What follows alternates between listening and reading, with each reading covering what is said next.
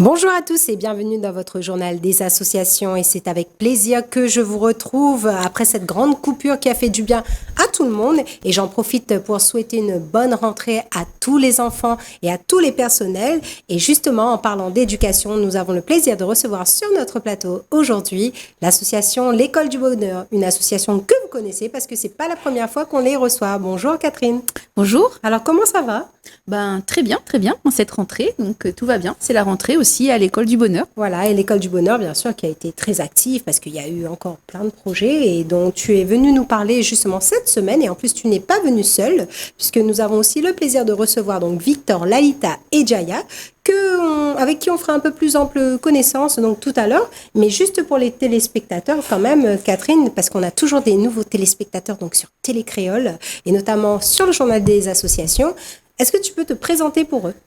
Oui, alors bien sûr. Donc, je suis Catherine Kozlowski. Je suis la présidente de l'association L'École du Bonheur. Donc, l'École du Bonheur qui a pour vocation l'éducation, qui intervient, qui organise des interventions auprès des enfants, des jeunes, afin de les sensibiliser aux droits, à la bienveillance et pour lutter contre les discriminations, les inégalités, pour le vivre ensemble, mieux vivre ensemble. D'accord. Voilà. Et donc, du coup, c'est vrai que, comme je le disais dans la présentation du début, vous avez fait pas mal de projets, notamment sur l'égalité filles-garçons, sur l'éducation, sur les droits des enfants.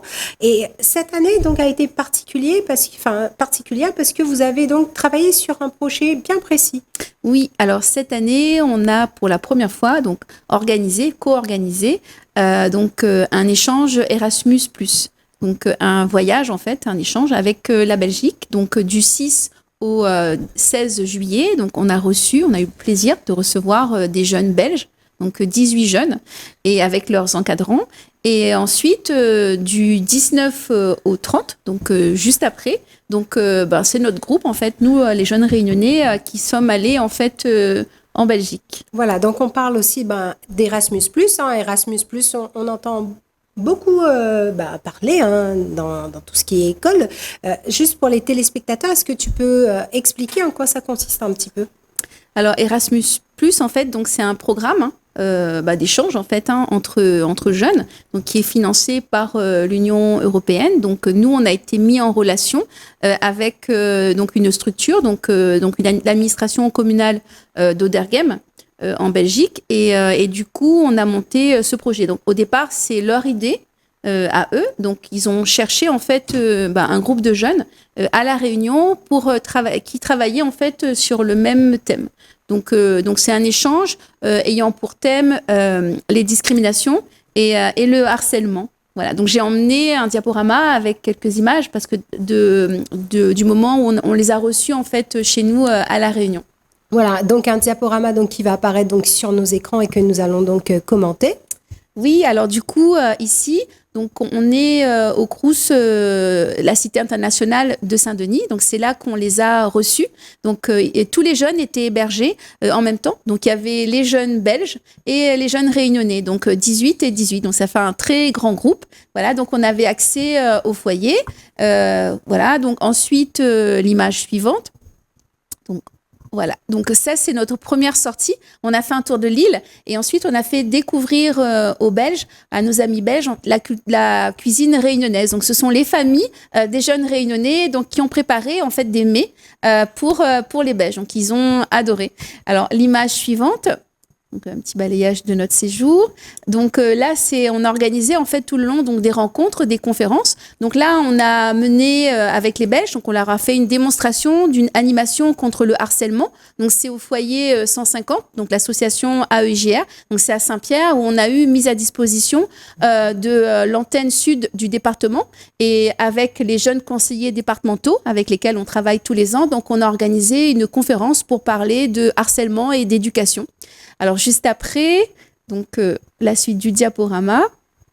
Là, en fait, on est à Saint-Paul, donc on est à l'auditorium Simandef, avec l'association Trait d'Union et aussi le président du groupe de dialogue interreligieux.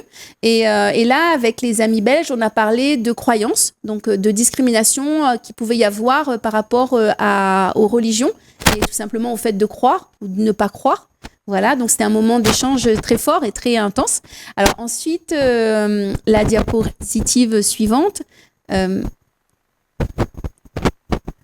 Donc là, en fait, on a été reçus au CRIJ à Saint-Denis. Voilà, donc sur la photo centrale en bas, on voit la nouvelle directrice. Et là, on a eu un atelier contre le cyberharcèlement. Donc les jeunes, ils ont travaillé, donc une fois le matin, une fois l'après-midi. Voilà, donc ensuite, une autre conférence qu'on a organisée pour les animaux belges. Là, on est à l'hôtel de ville de la mairie de Saint-Denis où on rencontre en fait le conseiller territorial dit défenseur des droits, donc qui nous fait en fait une conférence sur les discriminations, donc qui a été très très bien perçue par les jeunes. Et on a reçu en même temps, donc on a pu discuter avec les associations de lutte contre les discriminations envers la communauté LGBT+, en fait. Voilà, donc on a rencontré les présidents, on a discuté avec des personnes. Et là, on est reçu par la maison des associations dans l'Est, donc à Saint-Benoît. Donc on a défilé avec l'association Le Racing Club de l'Est.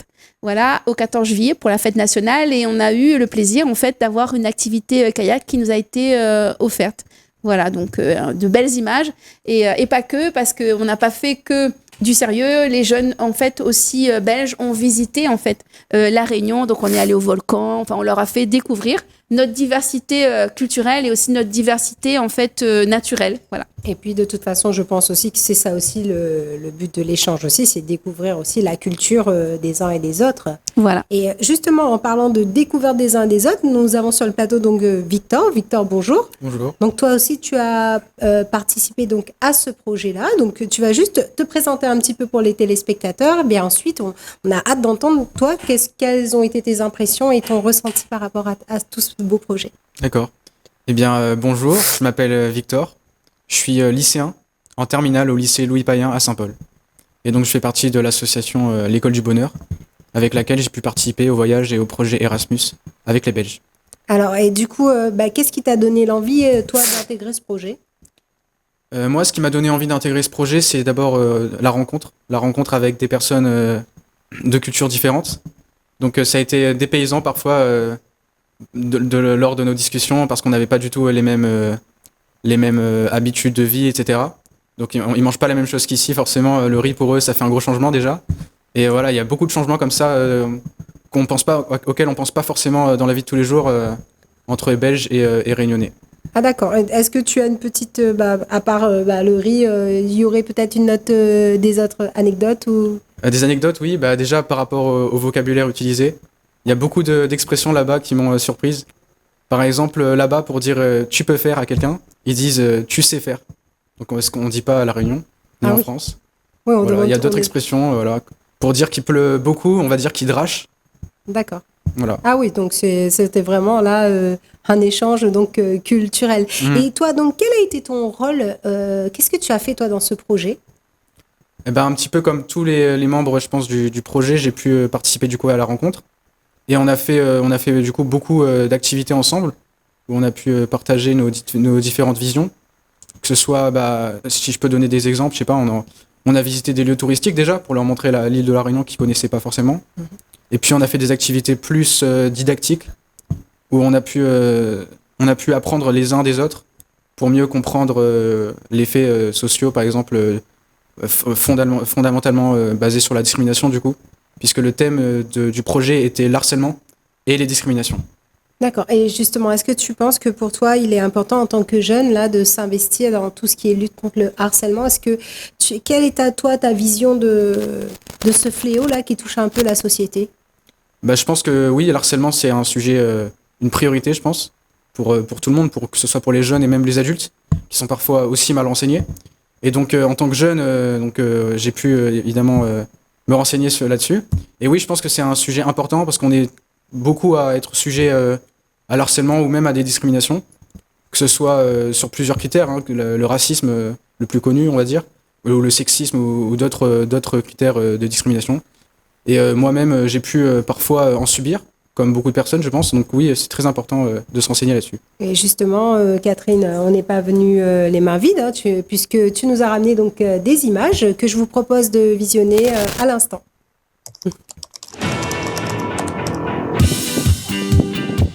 Corps grand, corps petit, peu importe le miroir, chaque vie, chaque cicatrice, une histoire à partager. La beauté, c'est l'unicité. Pas besoin de retoucher. Dallons, dallons, pena dans ton mami. Cari poulet, rougaille, saucisse. Chemin volcan, nous appétit. Faites rayonner, nous tous ensemble, main dans la main. Dallons, dallons, pena dans ton mami. Cari poulet, rougaille, saucisse. Chemin volcan. amour Amour, et la raison, la liberté pour laquelle ils Se sont orientés. La peur, l'homophobie, la pression de leur famille, le regard des autres. les insultes sont leur ennemi. Et malgré leur malheur, ils choisissent de s'assumer. Alors pour ça, on vous dit Respect. Dallons, dallons, pena dans ton mami. Cari poulet, rougaille, saucisse. Chemin volcan, nous appétit. Faites rayonner, nous tous ensemble, main dans la main. Dallons, dallons, pena dans ton mami. Cari poulet, rougaille, saucisse. Chemin volcan. Et donc, Victor, comment on arrive à créer tout ça? Alors oui, pour expliquer rapidement la réalisation de ces vidéos, d'abord on a concocté un Maloya, comme on a pu le voir aux outros des vidéos, et on a fait une introduction en commun et une outro en commun avec toutes des vidéos. Donc c'était une série de 5 vidéos qu'on a réalisées au format vertical optimal pour les réseaux sociaux avec les Belges. On a tourné ces vidéos à Saint-Paul, et avant cela on a réalisé des scénarios. Donc on avait tous une catégorie, un sujet primordial à traiter. Moi par exemple sur la deuxième vidéo où j'ai tourné, c'était l'orientation sexuelle. Et donc grâce à l'aide de caméramans et de réalisateurs de vidéos qui étaient là présents au moment, on a pu comme ça démontrer certaines discriminations. Et je vois que, donc, que tu parlais donc d'un format spécifique pour les réseaux sociaux. Pourquoi vouloir utiliser cet outil justement des réseaux? Eh bien, parce que les vidéos, elles sont faites primordialement pour les jeunes. Donc les jeunes, on sait aujourd'hui qu'ils sont le plus présents sur les réseaux sociaux et moins sur la télé malheureusement. Donc on a préféré utiliser un format optimisé pour les réseaux sociaux, qui sont la plupart du temps orientés vers les vidéos verticales. Catherine, donc je vais te redonner un instant la parole. Donc tu disais, donc, comme Victor l'a dit, donc il y a une série de 5 épisodes, c'est ça? Et du coup après, est-ce qu'il y aura peut-être une suite, une diffusion un peu plus élargie, peut-être un peu plus longue? Tu as réfléchi un petit peu à comment tu voulais... Alors en fait, ce que j'ai pas dit tout à l'heure, c'est que le nom du projet Erasmus+, donc c'est au-delà des mots. Tous égaux, donc c'est un jeu de mots sur je vais montrer là sur le t-shirt, voilà, donc tous égaux au-delà des mots, tous égaux, voilà. Donc l'idée en fait c'est de créer des outils de sensibilisation, donc qui soient à la fois pour le public réunionnais, pour le public belge, en fait pour le public européen. Et donc nous on a démarré à La Réunion, donc on a fait une série de 5 épisodes, et du coup il faut dire qu'en Belgique, donc il y a une suite, donc il y a d'autres vidéos qui ont été tournées également en Belgique, donc, sous un autre format, mais c'est très intéressant. Non, c'est super, on aura hâte de pouvoir voir la suite. Et en parlant de suite, on a le plaisir aussi de recevoir donc Lalita. Bonjour Lalita. Bonjour. Est-ce que tu peux te présenter pour les téléspectateurs? Alors oui, donc bonjour, je m'appelle Lalita.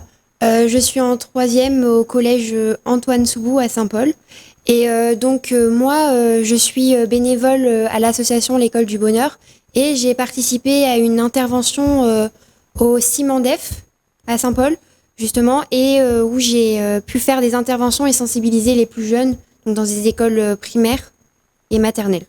D'accord. Et du coup, je crois aussi que tu avais ramené des images de ces interventions. Oui, tout à fait. Donc, il y avait en fait une vidéo, un reportage qui avait été réalisé et on voyait en fait Lalita qui témoignait, qui était en action. Voilà. Donc, c'est un projet avec le collège Antoine Soubou. Voilà. Donc, je laisse Lalita continuer à expliquer notre projet de suite, du coup, peut-être. Oui, car je vais aussi partir en métropole, justement, pour faire des interventions pareilles dans des écoles primaires, tout ça sur le thème de l'harcèlement scolaire et aussi des discriminations, tout ça. Pourquoi, pareil, ça va être une question un petit peu redondante comme Victor, pourquoi tu as envie, toi, en tant que jeune, de t'investir pour justement dans la lutte contre le harcèlement, contre les discriminations? Je rejoins l'avis de Victor parce que je trouve que c'est un sujet qui est beaucoup trop actuel à mon goût, puisque beaucoup de gens se font harceler ou discriminer, alors que je ne vois pas pourquoi, puisque nous sommes tous égaux et nous sommes tous bien comme nous sommes. Et nous sommes, pardon. Et je trouve que on n'en parle pas assez parce qu'on est sensibilisé, mais j'aimerais avoir plus d'informations puisque, mis à part des numéros ou des choses comme ça, on n'a pas assez d'intervention, je trouve. Et est-ce que c'est pas difficile de, quelque part, l'enseigner à un jeune public? Oui et non, parce que moi-même j'ai été touchée et j'aimerais savoir, j'aurais aimé savoir pourquoi des gens peuvent être touchés par ça. Et peut-être aussi avoir des outils aussi, là, c'est des informations aussi sur comment réagir et peut-être avoir aussi une écoute, non? Surtout quand on est jeune et quand on est petit, parce que c'est vrai que la question qu'on se pose surtout, pourquoi moi en fait? Pourquoi on s'en prend à moi? Qu'est-ce que j'ai fait? C'est vrai que pour avoir reçu pas mal d'associations aussi, pareil, qui luttent contre les violences faites aux enfants, parce que c'est une forme de violence, on parlait de ça justement. Et donc, Lalita? Besoin de parler à des gens parce que en parler à nos parents, c'est quand même assez délicat, puisque même si ça reste nos parents, ils peuvent pas forcément nous comprendre. Et donc, une personne qui est à l'écoute et qui comprend ce que c'est sûr que c'est mieux. Voilà, donc c'est vrai que c'est un cheval de bataille que vous menez aussi au sein de l'association, Catherine, parce que je sais que le message est mieux porté quand il s'agit de jeunes vers des plus jeunes. Voilà, exactement. En fait, c'est le souci de l'École du Bonheur. En fait, c'est notre objectif, c'est qu'on forme des jeunes pour intervenir auprès des plus jeunes.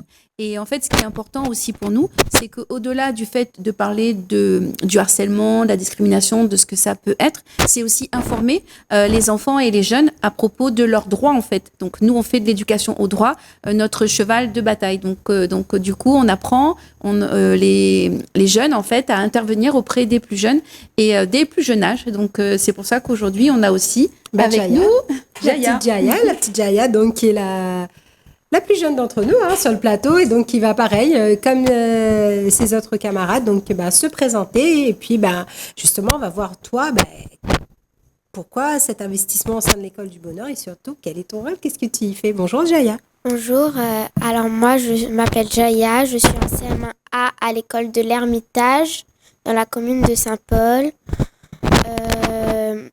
Avec Catherine, on avait commencé à faire une pièce de théâtre Gretel et Hansel tous les lundis. Et je fais partie aussi des jeunes qui vont aller en métropole. Ah voilà, et donc pour jouer cette pièce de théâtre. Oui. Et comme tu l'as dit, attention, la pièce de théâtre, elle s'appelle comment? Gretel et Hansel. Pourquoi on a inversé? Normalement, c'est pas Hansel et Gretel. On a changé. Pourquoi avoir changé de ça? Il faudrait... il y avait une volonté là justement de mettre les filles ou bien... Quel est justement l'objectif de cette pièce de théâtre? Peut-être Catherine, si tu veux ajouter quelques mots.